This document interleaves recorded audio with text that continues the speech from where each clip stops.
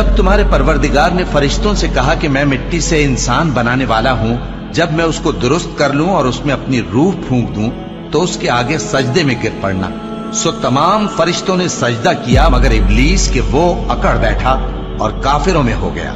اللہ نے فرمایا کہ اے ابلیس، جس شخص کو میں نے اپنے ہاتھوں سے بنایا اس کے آگے سجدہ کرنے سے تجھے کس چیز نے منع کیا؟ کیا تو غرور میں آ گیا یا اونچے درجے والوں میں تھا؟ بولا کہ میں اس سے بہتر ہوں کہ تو نے مجھ کو آگ سے پیدا کیا اور اسے مٹی سے بنایا۔ فرمایا بس یہاں سے نکل جا، تو مردود ہے اور تجھ پر قیامت کے دن تک میری لعنت پڑتی رہے گی۔ کہنے لگا کہ میرے پروردگار، اچھا تو مجھے اس روز تک کہ لوگ اٹھائے جائیں مہلت دے۔ فرمایا کہ تجھ کو مہلت دی جاتی ہے اس روز تک جس کا وقت مقرر ہے۔